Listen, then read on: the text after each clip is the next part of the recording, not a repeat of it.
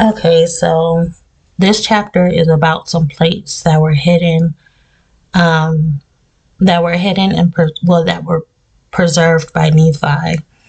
And let's get into what these plates actually meant. So, verse 17, now after Messiah had finished translating these records, behold, it gave an account of the people who were destroyed. For the time they were destroyed back to building the great tower. At the time the Lord confounded the language of the people, and they were scattered abroad upon the face of all the earth, yea, and even from the time back unto the creation of Adam. So these were the plates that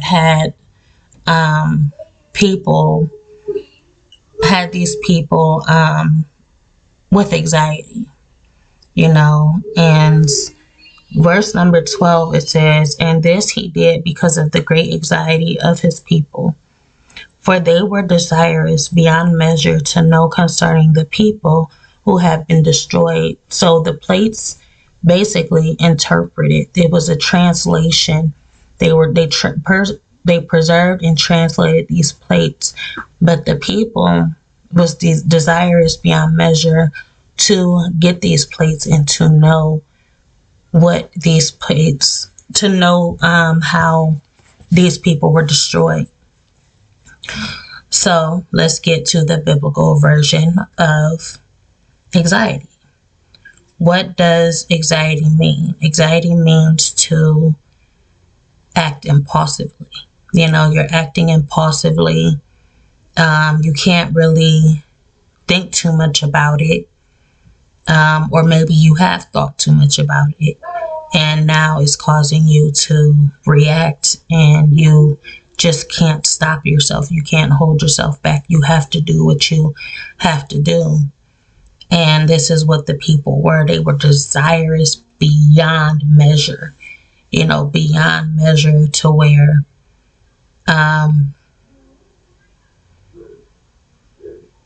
it's unlimited. You're acting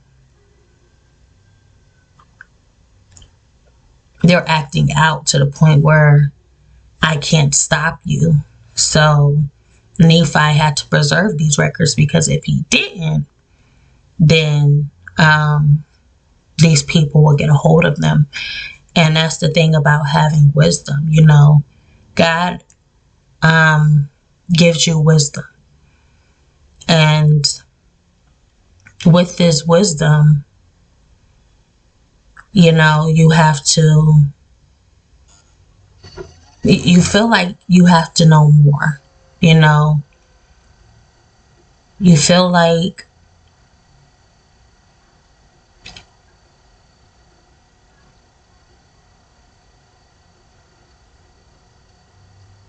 you just feel like you have to know more. But with wisdom comes responsibility, and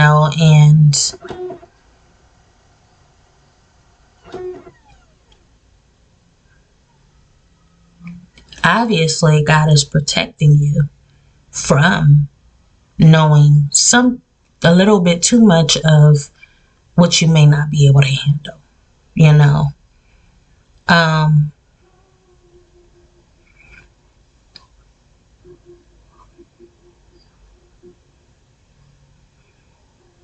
So back to this verse. And this he did because of the great anxiety of this people, for they were desirous beyond measure to know concerning those people who had been destroyed.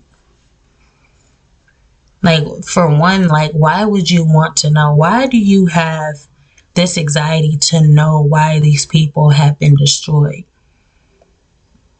Why can't you hold yourself back? Why can't you be patient? Why can't you let that time come when it comes to where God is offering you the knowledge of knowing, unless you feel some type of way, unless you feel as though something in that translation, something in those plates could have the answer to your problems? Is there something going on with you that you feel God may destroy you? And if so, then knowing why these people has been destroyed can kind of save you in a way.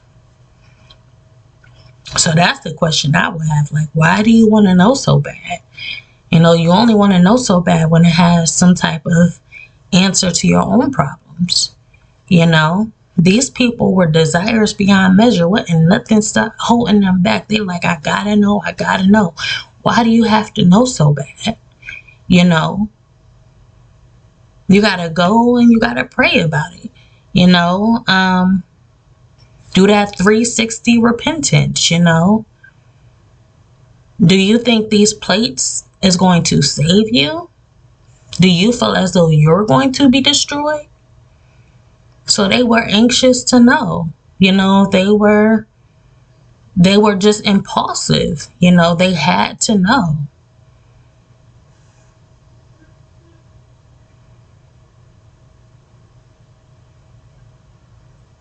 But God preserved these plates because God is saying it is not time.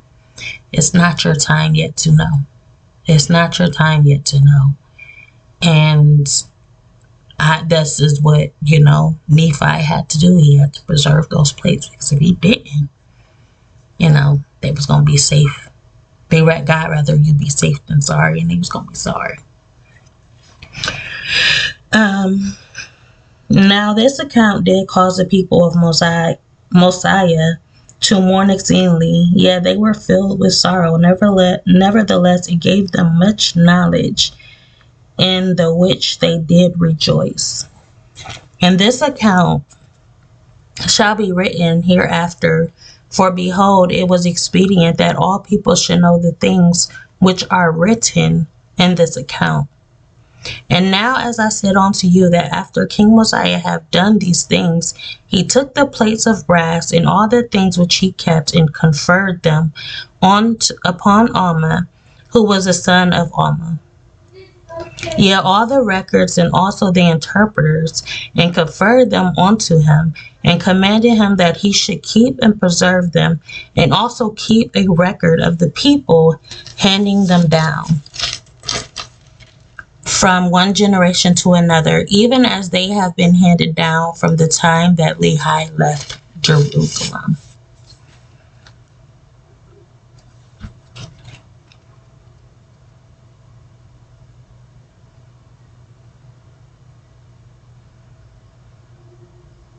Okay, so the reason why, so we was kind of on the right point. So the reason why they had this great anxiety to attain these scriptures was, it says that perhaps they might bring them to the knowledge of the Lord their God, and convince them of the iniquity of their fathers, and that perhaps they may cure them of their hatred towards Nephites. You know, so they were looking for a healing. You know, maybe if they looked into this translation, they can get some type of answer, you know, to their troubling heart. You know, hatred can be, what is hatred? You know, why is hatred so powerful? If you can love, you can hate, you know, and I feel like hatred is very powerful. I don't even think hatred comes from love at all, you know, because hating someone is it's like a dark energy, you know, and it sparks from something. It could be your trauma, you know, your past, something in your trauma manifested into this hatred. You know, you hate this person so bad, and no matter what you do, you can't shake that feeling. Some people, you know, they hate a person, they don't even know why. This person could be their family member. They hate this person to the core, and they don't know why they hate this person so bad. You know, even if they do know, They're trying their best to go back to the Bible. You ever had that experience, or you ever knew someone that hated a person so bad that they had to keep going back to the scriptures and repenting and repenting and repenting over and over and over again, but they don't know why they hate this person, why this anger is in them? You know, they don't want to encourage the anger. They don't want to encourage this hatred. They don't. You know, anger manifests into hatred. Let's get that right there. Okay, so get that off the table. Anger manifests hatred. Hatred is manifested from anger. You know, so what is some things that we can pinpoint about anger? You know, why do you become angry with someone? You know, you can become angry with someone because you see something that you feel like you deserved. You see something that belongs to you. You know, you feel as though this person betrayed you. You feel as if this person took something that you really, really cherished into their own hands, and they took advantage of the situation. They took advantage of your heart. You know, only because it makes them feel just for their own amusement, you know, moment of amusement. You know, that can spark some type of anger in you. You can really be really, really angry because someone took something from you that you cherished and they just playing with it. You know, they're using it. Let's say your mom just passed and she handed you down this lipstick. So you got this lipstick for safekeepings, and your friend or your sister or your brother, well, not your brother, but your sister, even like your brother can give your lipstick to his girlfriend, you know. But let's get back to the point. So your sister comes in and she takes this lipstick because she knows it's gonna make her feel, you know, beautiful on her birthday or beautiful on her wedding day, you know, and she uses this lipstick. And you sit there and you look at your sister and you're like, wow. But you don't want to react. You know, you don't want to react the way that you want to. But it just manifested some anger inside of you. That anger inside of you just manifested hatred. You know, and you're like, wow, that's mine. You know, why would you take it? You know, not only didn't you ask, but you knew how I would feel if you took what belongs to me, my possession. You took my belongings and you used it for your wedding. And we can go deep into it to where, okay, you took it for your wedding, but at the same time, you kissing your husband. Now, not only did you take from me, but you disrespected me. Because now I might not even want the lipstick back because you kissed your husband with my lipstick now. You don't know how deep something means to someone. You don't know how deep, you know, feelings can get, experiences are. And then you step into the midst of that and you hurt someone to the core because your intention is to look good, while that other person's intention is deeper than looks. It's from the heart. So basically you wearing my heart and you playing around with it, you know, to make yourself look good. To make yourself look good. And that was from my mother. And you took it from me. So that's how anger sparks into hatred. Now you can't face your sister anymore. You know, you can't look at her the same. You can still be around her. You know, y'all can still, you know, be siblings and whatnot, do sibling things. But it can get dangerous to the point where you do something And then that hatred just comes out of you in some moment. Let's say you dropped her pop or something. Now she's angry, but it's not just about the pop. That's coming. There's more coming up from that. Just because of that one moment that has now defined every single moment y'all spend together. And this is basically what the Nephites. This is what the Nephites are trying to do, or the Lamanites.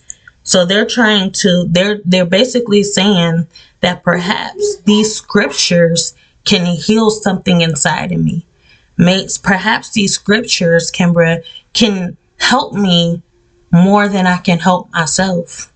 So they're depending on this. And this is why they had that desire, that strong desire to go after those scriptures, because they know they have something inside of them, or go after them plates because they know that whatever's inside of them, they cannot help themselves. And I was just talking to somebody and I was telling them, like, it's some stuff that is just so hard.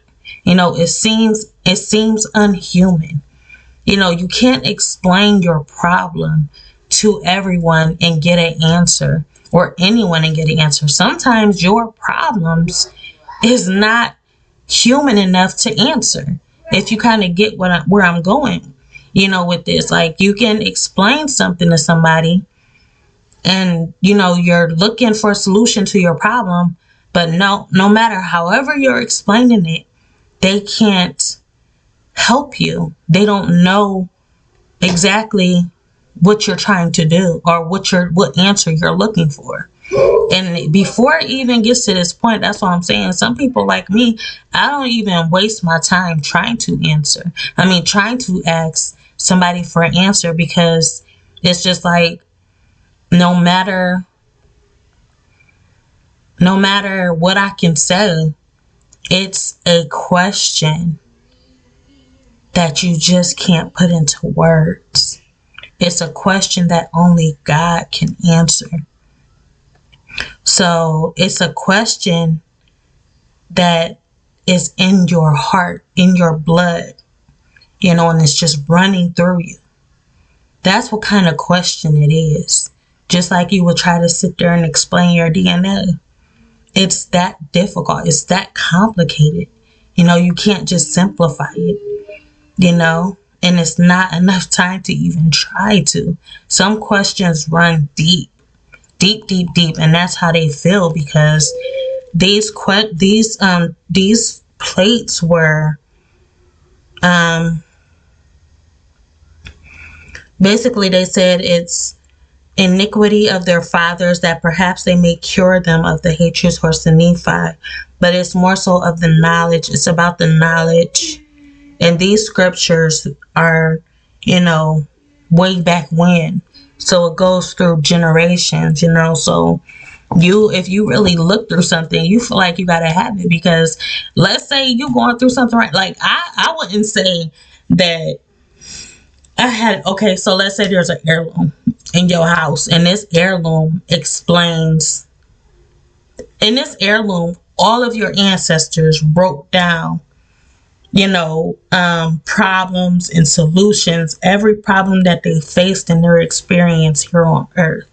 Every ancestor in your family tree has wrote down all of the experience they ever had.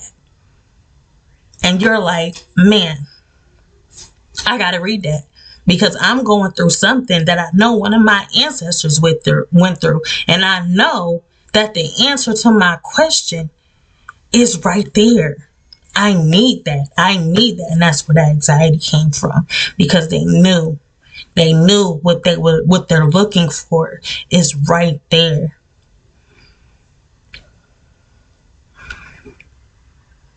And Nephi had to preserve it. God told Nephi to preserve it, to preserve it, because, you don't know what might happen if you find a cure to something, you find an answer to something, then you go and you yap off to everybody else. It could be about that. I don't know why God did that. That's a question I can't answer. So it's just like, you know what might happen. So it's just like some knowledge, just like I said, it's just like picking that tree from that apple. Everything reverts right back to Eve picking that forbidden fruit, you know. So some knowledge, God gives you knowledge, and some knowledge you can't handle, you know, some wisdom you can't handle. But yeah, so that was their reason for going after them plates. And I can't say that I wouldn't do the same thing, because I'm pretty sure I would. Because like I said, I got some questions in my heart, in my soul, that I'm not getting no type of closure from. You know, no type of clarity. I don't even, know where to start. Something inside of me is just like, I'm seeing what I'm seeing, and I'm not really understanding the feeling that comes with that. So how can I reciprocate what I don't understand? You know? But I know what I seen, and it hurt me deep, but I don't understand the pain.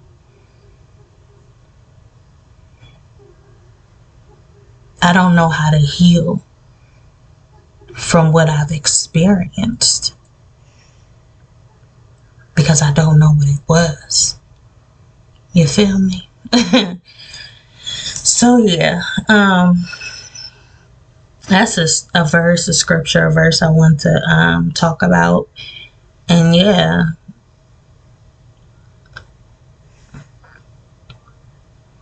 with that being said, stay prayed up. Like, comment, subscribe, be notified, share at your own free will to show you care. And always remember, at the end of the day, God has your best interests.